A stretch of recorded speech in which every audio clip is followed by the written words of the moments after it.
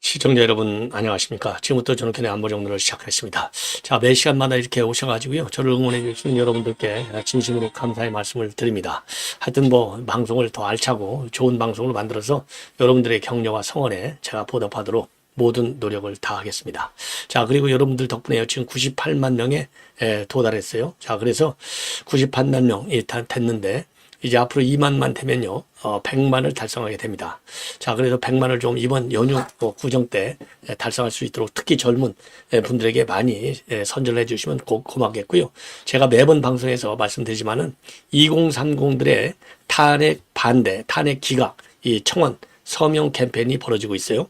자, 그래서 2030 세대들이 모여서 10,000명의 탄핵 기각하라는 탄원서를 헌재 제출하려고 하는데 10,000명 갖고는 안 되고 제가 한 10만 명을 지금 모으려고 생각 중에 있습니다. 2월달 안으로 여러분들께서 많이 협조해 주시고 그 서명하는 2030 청년들이 제 방송에서도 자동적으로 이렇게 구독을 해서 연계 활동을 할 수 있도록 도와주시면은 대단히 고맙겠다는 말씀을 먼저 드립니다. 자, 지금요, 윤석열 대통령, 지금 윤곽근 변호사가 지금 입장문을 내놨습니다. 자, 그래서 이 입장문 내용을 여러분께 말씀을 드리겠습니다. 자, 그리고 지금 이제 이 아시아 투데이 여론조사도 지금 나와 있는데요. 자, 요거는 요 다음에 여러분께 말씀드리도록 하겠고, 이번 시간에 준비된 것은 우선요, 윤석열 대통령에 대한, 지금 그 부정선거 의혹, 이게 매우 중요한, 지금 내 탄핵 사유 중에 그러니까 계엄 선포 사유 중에 하나가 아니겠습니까? 자, 그래서 거기에 대해서 윤 대통령의 변호인 윤곽근 변호사가 지금 입장문을 내놨고요. 이번에는요, 이 헌재 관련 뉴스를 집중적으로 전해드릴 예정으로 있습니다. 자, 헌재 지금 권한대행은 문영배의 비리 의혹들이 지금 일파만파로 커지고 있어요. 하나는 이제 사상적인 면에서 좌파 소굴의 소굴, 요게 지금 권한대행을 하고 있어요. 그러니까 헌법을 지키라고 갖다 놨더니 완전히 종북론에 지금 헌재를 팔아먹는 이 현상이 벌어지고 있다. 대표적인 게 이진숙 기각, 이념 판결한 거 아니겠어요? 자, 그래서 우려가 제기되고 있는데, 그러다 보니까 그 문영배 과거에 X 계정을 싹 다 폭파해버렸어요. 폭파했다는 얘기는 지가 종북 좌파가 맞다는 얘기잖아요. 아니, 종북 좌파가 아니면 왜 폭파해? 왜 없애? 지들 말대로 변호사들이 좋아하는 왜 증거를 인멸해? 이거 증거인멸죄 무섭잖아요, 죄로 치면. 그런데 거기에 더해서 지금 제가 말씀드린 것은 재산 의혹이 되겠습니다. 예, 심통님 감사합니다. 재산 의혹인데, 재산이 말이죠, 2019년도에 헌재 재판관이 되기 전까지는 불과 6억밖에 안 됐어요. 6억. 그런데 지금 4년 동안에 무려 지금 9억이 늘어났습니다. 9억. 그래서 16억을 상회한다는 거예요. 그러니까 본인이 평생 모은 재산의 2.5배를 4년 만에 다 모아버렸어요. 도대체 그러니까 그 인간은요, 봉급은 싹 다 저축하고, 왜냐면요, 이 장관급 봉급이니까 한 1억 6, 7천 되거든요. 4년이면 6억 4천 나오잖아요. 거기에 플러스 알파, 판공비, 특활비까지도 다 갖다가 집에다가 저축한 거 아니냐, 이런 의혹이 제기되기에 충분하다. 그래서 요 재산 문제 하나만 보더라도 이재명 이 인간아, 이런 인간을 탄핵하는 거야. 중대한 흠결사가 있을 때 탄핵하는 거야. 이 재산, 아니 9억이 이게 애들 장난이냐고. 이런 걸 파헤쳐야지. 그 다음에 이제 세 번째 제가 다룰 얘기는요, 요 지금 이미선의 주식 왕, 그죠? 예, 투자 규제. 예, 그 이미선이는요, 아니 재산의 81%인가 몇 프로가 아니 주식이라는 거 아니에요. 31억. 이 옛날 그게 2018년도 기준 31억이니까 이게 50억 될 수도 있고 100억 될 수도 있고 아니면 쫄딱망에서 10억 될 수도 있죠. 그래서 요것도 이 관보를 보고 이미선이가 지난 연말 기준 재산 신고가 얼마인지도 이제 좀 있으면 나올 텐데요. 이걸 또 다 뒤집어 봐야 돼요. 자, 그런데 문제는 뭐냐? 이미선이 남편이 오충진 변호사인가요? 오충신 변호사. 요 오 변호사가 지금 어디 로펌에 있나 하고 봤더니요, 권순이라고 같은 YK 로펌에 있다고 합니다. 자, 그러니까 지금 말이죠, 지금 여러분들 잘 아시다시피 이게 정계선이 남편 황필규가 지금 김희수 밑에 로펌에 있잖아요. 자, 그런데 이제 문제는 뭐냐? 이미선의 남편은 권순이라고 또 같은 로펌에 있어요. 전부 이게 이재명이를 고리로 한 것 아니냐. 그러니까 이게 이미순을 남편을 갖다가 YK 로펌에 집어든 걸 보면 여기 권순이도 있고 뭔가 이미선이하고 지금 이재명과도 무슨 특수관계 있는 것이 아니냐. 이게 특수관계 갖고 무슨 남녀관계만을 의미하는 것이 아니라 이런 직업적인 이익관계로다가 뭉친 그야말로 사적 그냥 불공정 부정의 부패의 고리를 지금 맺고 있는 것이 아니냐. 예, 주식의 기재들 하나삼 55 클럽 뭔가 수상하다 이런 의혹이 또 제기되고 있어요. 그러니까 이 좌폐색의 의혹이라고 하는 것은요. 여기에 김무선 무상연에서부터 시작해갖고 이거 뭐 안 닿는 데가 없어. 이 썩어 빠진 이게 이런 썩어 빠진 세력들이 대한민국을 갖다가 지금 완전히 망쳐놓은 거 아니에요. 그러니까 이 썩어 빠진 이 부패 좌익 세력들이 대한민국을 망쳐놓으니까 그야말로 제대로 된 헌법 가치를 만들어내겠다, 찾아내겠다. 해가지고 계엄을 선포한 거잖아요. 근데 이게 어떻게 내란이 되냐 이 말입니다. 내란이 되냐. 이런 지금 비판이 나오지 않을 수 없어요. 자, 그래서 이런 내용을 여러분께 집중적으로 말씀을 드리겠고, 그리고 지금 보도에 따르면은요, 지금 이제 아시아 투데이 보도가 또 나오고 있어요. 예, 아시아 투데이 보도가 나오고 있는데, 요 내용도 시간이 되면, 이번 시간에 말씀을 드리고 안 되면, 요 방송 끝나고 바로 여러분께 또 분석을 해 드리도록 하겠습니다. 자, 그러면요, 우선요, 제일 중요한 게 지금 부정선거 문제가 굉장히 중요해요. 제가 그래서 이 부정선거 문제에 관해서는 제가 제일 신뢰하고 좋아하는 분 중에 하나가 장재현 박사예요.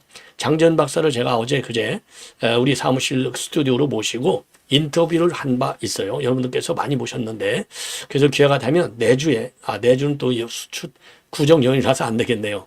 자, 하여튼 언젠가 또 한번 모시도록 하겠습니다. 그래서 이 선관위를 날리는 직격하는 입장문을 내놨습니다.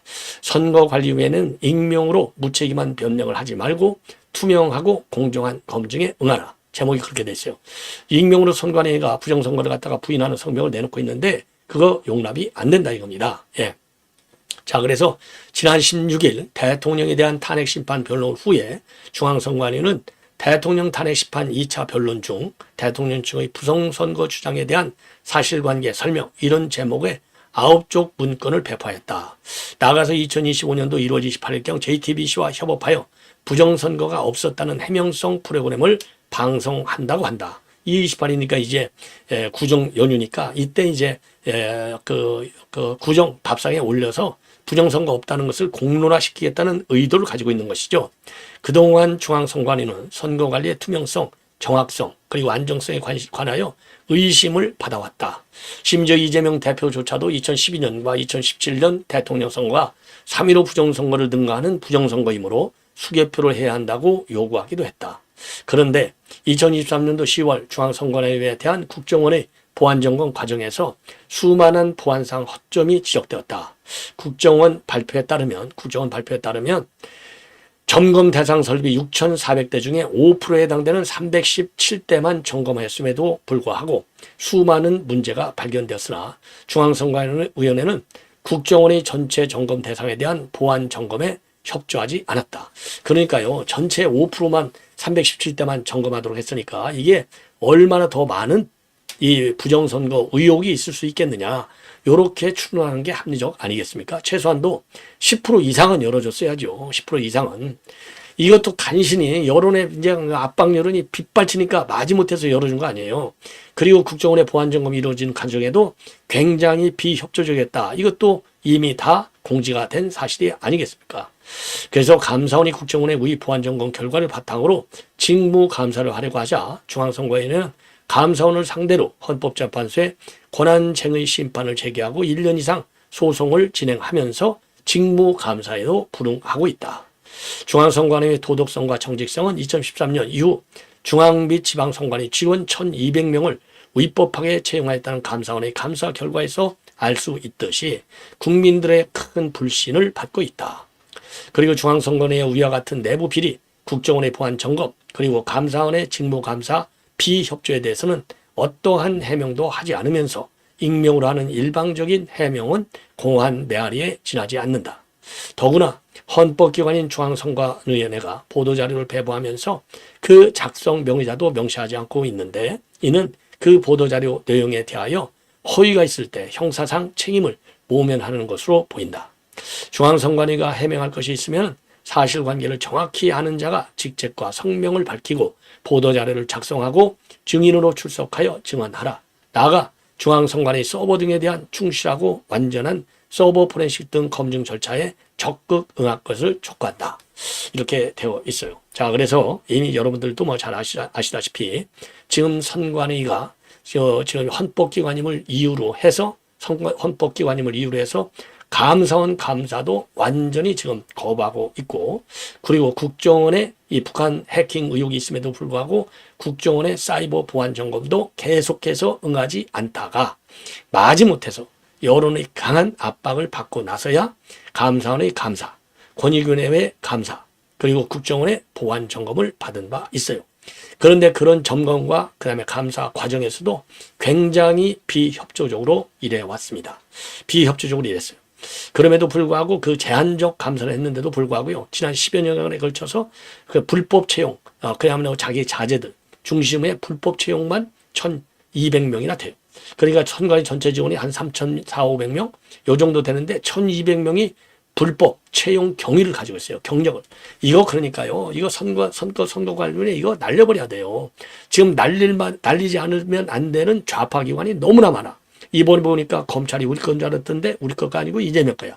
공수처 더 이재명 거. 그 다음에 경찰 더 이재명 거.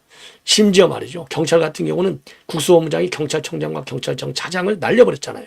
예. 이게 얼마나 심각한 겁니까?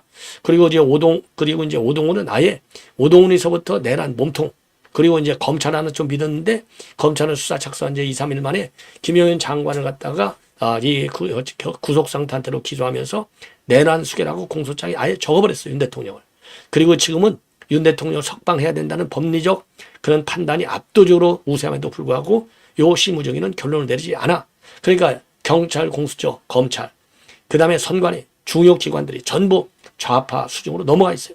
이것만큼 대한민국 위기가 이게 여기에 있다. 그러니까 국가, 국정이 전반적으로 지금 난방사에 빠지게 되고 반국가 세력들이 지하 밑에서만 활동하는 게 아니라 지하 위로 올라가서 국정 난맥을 주도하고 있어요. 북한의 대남 공작기관 명을 받았다고 하지 않을 수 없는 상황이 벌어진 겁니다.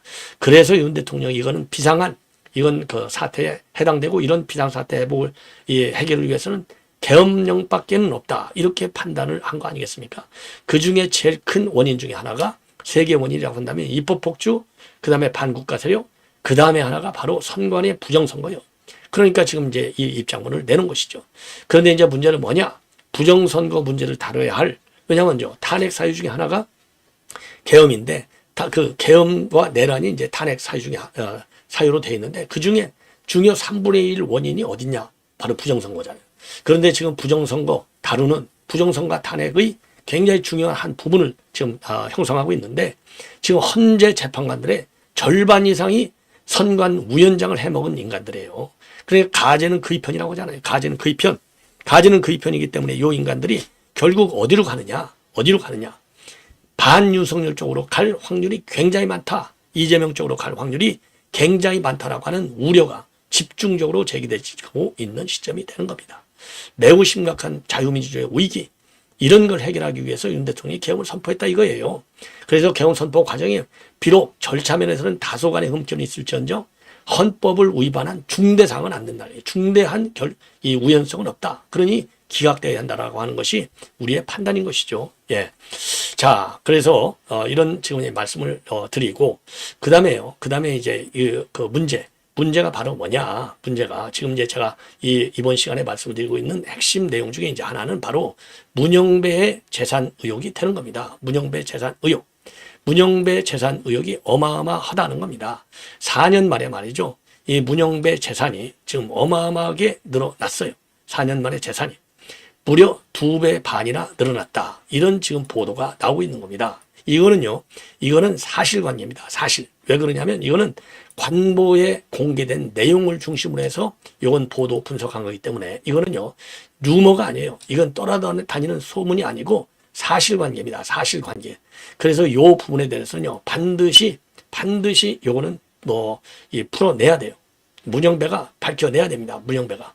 자, 그래서 요 내용을 여러분께 한번 요 자료를 우선 보여드릴게요. 요거는 말이 필요 없어요. 말이 필요 없어. 숫자를 보시면 바로 나타나는 겁니다. 숫자를 보시면. 자, 우선요. 제일 그 중요한 자료 중에 하나가, 자, 리걸 타임즈에 나와 있는 겁니다. 리걸 타임즈. 그러니까 법률 신문인데, 요거 리걸 타임즈니까 제일 정확한 거죠. 여기에 말이죠. 이미선 재판관이 49동 1위로 되어 있는데 비해서, 요게 이제 여기에 좀 나와요. 이제 글씨가 보일지 모르겠는데, 자, 제가 보여드릴게요. 자, 이거 보이죠? 바로 위가 이미선, 1등이 이미선이에요. 49억. 2등이 문영배입니다. 이게 2019년도 기준이에요. 6억 6천.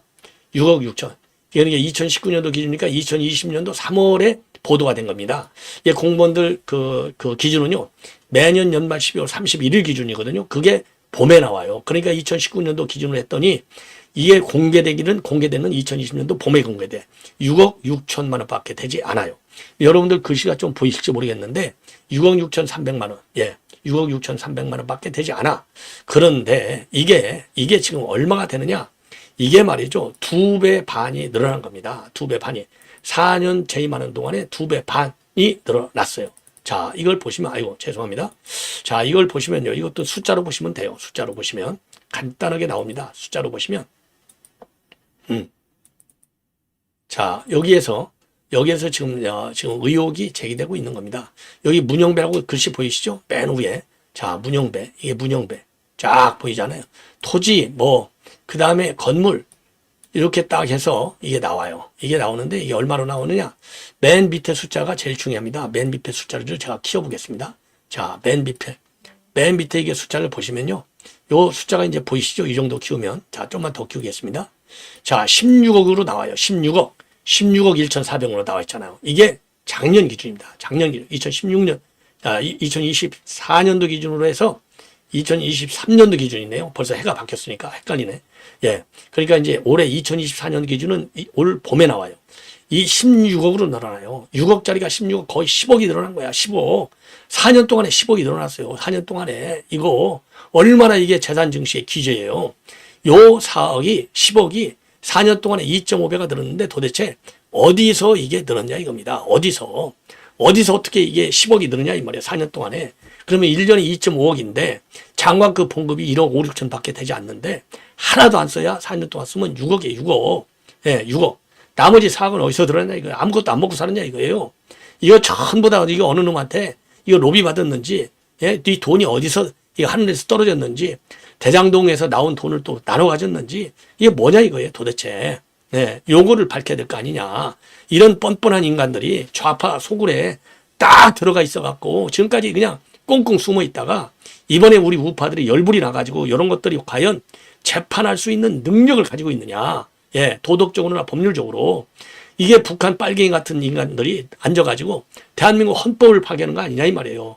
헌법 파괴는 어디에서 결정타를 이루어?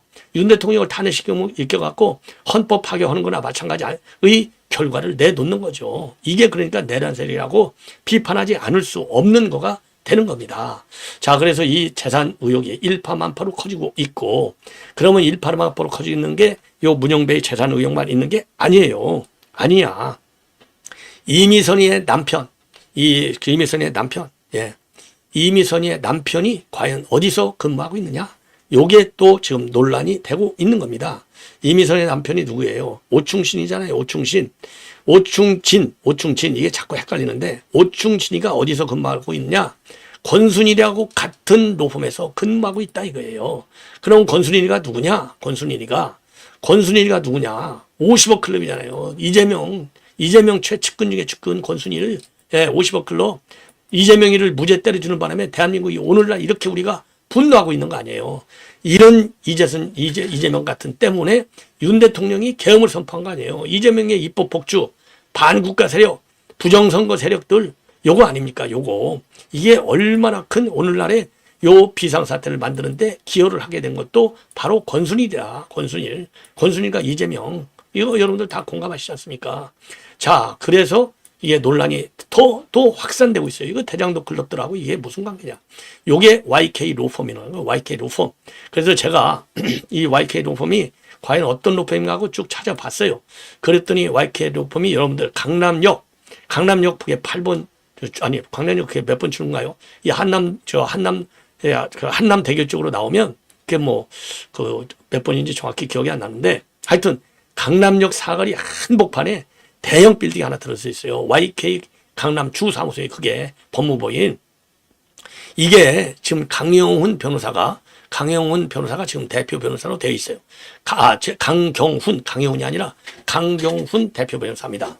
강경훈. 요분이 이제 대표 변호사로 되어 있는데, 요게 조만한 그 로펌에서 시작해갖고, 지금은요, 로이어가 무려 300명이 넘는데요. 300명. 예, 강경훈 대표 변호사. 자, 그래서 이 강경훈 대표 변호사가 누군가 하고 보니까 이분이요, 예, 강경훈 대표 변호사를 제가 한번 찾아볼게요. 자, 강경훈 대표 변호사는요, YK의 대표 변호사인데, 이분은 서울대 정치외교학과를 나왔네요. 서울대 정치외교학과니까 저한테는 이제 후배가 되는지 뭐 선배가 되는지 모르겠는데, 저는 잘 모르는 사람인데, 지금은 이제 서울대학교 정치외교과를 나왔고, 상산고등학교를 나왔네요. 상산고등학교. 예, 상산고등학교를 나왔습니다. 그 뭐 강영훈이라는 사람이 워낙 많아요. 자, 그래서 요 분이 YK 대표 변호사를 하고 있습니다. 자, 요 분이 전주 상산고등학교를 나오고 서울대, 참 이분을 지금 보니까, 그러니까 이제, 지금 보면요. 지금 강남역 사리 아주 대형 빌딩인데 지금 300명이 넘는. 자, 그래서 요 분을 보니까 제가 그러니까 요 로펌을 뭐 비판할 필요는 없겠지만 하여튼 핵심은 바로 뭐냐. 이미선 남편이 권순일이하고 같은 로펌에서 근무한다. 이게 이제 핵심이에요. 이게. 아니 뭐 어느 로펌에서 근무하거나 그런 관계가 없는데, 그래서 요 로펌의 대표 변호사를 봤더니 강경훈인데 전주 상산고등학교를 나왔고 연손 40기니까 뭐 서울대 정치외교과 저한테는 한참 후배네요. 예, 한참 후배고, 그 다음에 해병대 출신이에요. 해병대 출신이고, 형사법 전문 변호사로 되어 있습니다. 그리고 2018년도에는 또 이혼 전문 변호사로 되어 있어요. 예, 강경훈. 그래서 이제 성공한 로펌인데 여기에 지금 이미선이 남편, 아까 얘기했잖아요. 오충진 변호사가 여기서 근무해요. 그러니까 이제 오충진하고 그 다음에 이재명이하고 그 다음에는 권순일하고 다 이어진다는 것이죠. 이어진다. 그러니까 지금 말이죠. 남편이 권순일하고 같이 있는데 권순일하고 이재명과는 짬짬이 관계, 이렇게 지금 알려져 있잖아요. 그러니까 이미선의 남편인 오충진이하고 이재명이도 짬짬이 관계, 예, 짬짬이 관계. 그런 거 아니냐. 그러면 이미선이한테 영향력이 행사될 수 있다는 것이죠. 예, 그래서 공정한 재판을 기대할 수 있겠느냐. 안 된다 이겁니다. 안 된다. 우려가 된다. 이런 비판이 지금 아주 상당히 커지고 있는 상황이 되겠습니다. 그래서 문영배는 그야말로 우리법연구회 회장에다가 재산증식 의혹까지 있고, 그 다음에 종북 좌파 성향이 지 말대로 제일 강하고, 그리고 이미선이는 본래 이미선이하고 오충진은 아예 주식 투자의 귀재로 알려졌잖아요. 작전 세력이 아니냐, 이런 의혹이 되고 있는데, 지금 보니까 그 정도가 아니라 작전 세력만이 아니라, 예, 권순일을 매개로 해서 이미선하고도 연결될 수 있는 고리를 가지고 있는 로펌에 있다. 이것이 또 나오고 있어서 공정한 재판이 되겠느냐. 그러니까 이미선이도 여기는 재판을 기피해도, 문영배도 재판을 기피해야 되고, 그 다음에 정계선이는 이번에 들어올 때 지금 탄핵 인용 쪽으로 이미 예단을 가지고 있기 때문에 또 기피해야 되고, 아니 국회가 추천하고 국회가 탄핵 소추했는데 탄핵 소추한 주인공이 바로 추천한 사람이 지금 지금 헌법재판소 재판관으로 들어가서 지금 탄핵을 심판하겠다는데, 이거야말로 철저한 이해충돌이 아니냐 이겁니다. 이게 바로 대한민국 법치의 위기이고 헌재의 위기이고, 그래서 헌재는 폐지하는 게 낫다. 차라리 빨리 없애라. 이런 비판이 제기되고 있는 겁니다. 자, 이 정도로 해서 본 방송을 마치겠고요. 또 이어지는 방송을 통해서 자세하게 지금 이 문영배 재판 권행과 관련해서 인사청문회 때요, 장제원 의원이 당시에 박살내는 지금 동영상이 나돌고 있습니다. 이 내용을 여러분께 자세하게 설명해 드리도록 하겠습니다. 대단히 고맙습니다.